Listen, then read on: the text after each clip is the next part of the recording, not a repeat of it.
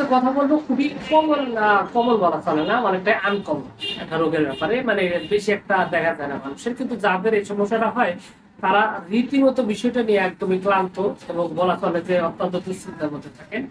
তো যা হোক, যে সমস্যার ব্যাপারে কথা বলবো সেই সমস্যাটা হলো যে আপনার পায়খানার রাস্তার যে গুচ্ছদ্বার রয়েছে, এই গুচ্ছদ্বারের যে হাড়ি বের হয়ে আসা বা গুড় নির্গমন, এটা অনেকে অনেক ভাবে বলে থাকেন, ভিতর থেকে একটা অবস্থা একটা আবরণের মতো বের হয়ে আসে, যেটাকে হাড়ি বের হয়ে আসা বলা হয়।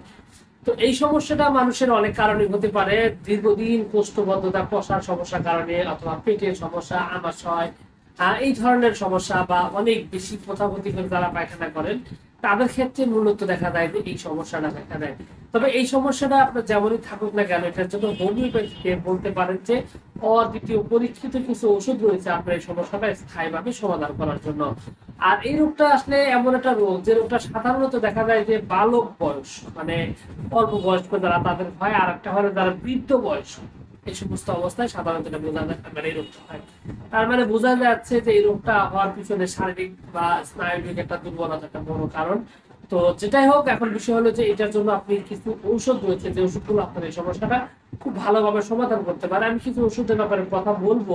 তবে এটার জন্য পারফেক্টলি চিকিৎসা নিতে গেলে অবশ্যই একজন অভিজ্ঞ হোমিওপ্যাথি ডাক্তারের সাথে কথা বলে তারপর চিকিৎসাটা নেওয়া উচিত। তবে প্রাথমিক অবস্থায়, নতুন অবস্থায় আপনি চাইলে এই চিকিৎসাটা নিতে পারেন, এবং এটার জন্য এই যে ওষুধগুলো বলা হয়েছে, ওষুধগুলো নিয়ম মতো এবং ওষুধের লক্ষণের সাথে মিলে যায়, তাহলে আপনি ওষুধগুলো ট্রাই করতে পারেন। ইনশাল্লাহ আশা করছি ভালো সমাধান পাবেন। তো যা হোক, যে ওষুধগুলোর ব্যাপারে কথা বলবো তার মধ্যে সর্বপ্রথম সবার আগে যে ওষুধটির ব্যাপারে কথা বলা হবে সেটা হলো পডোফাইলম।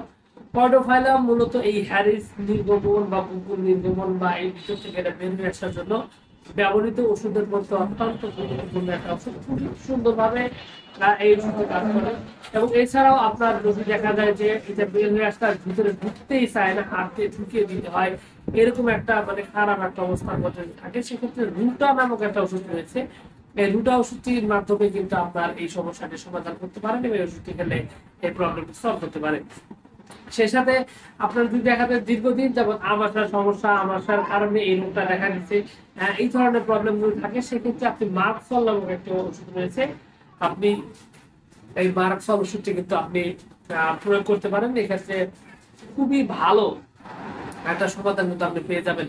এবং সেই সাথে আপনার এখানে আরো বেশ কিছু ওষুধ রয়েছে, যেমন অ্যাসিড মিউর একটা ওষুধ রয়েছে, এটাও এক্ষেত্রে খুব সুন্দরভাবে কাজ করে আপনার এই পুরাতন গুড় বা হ্যারিস বের হয়ে আসে সমস্যার সমাধানের ক্ষেত্রে। এই সমস্যার সমাধানের ক্ষেত্রে অনেক ক্ষেত্রে দেখা যায় যে বায়োকেমিক ওষুধও প্রয়োগ করা হয়। তবে বায়োকেমিক ওষুধের মধ্যে বেশি ব্যবহৃত হয় ক্যালকেরিয়া ফ্লোর নামক ওষুধ, এটাও কিন্তু খুব সুন্দরভাবে কাজ করে।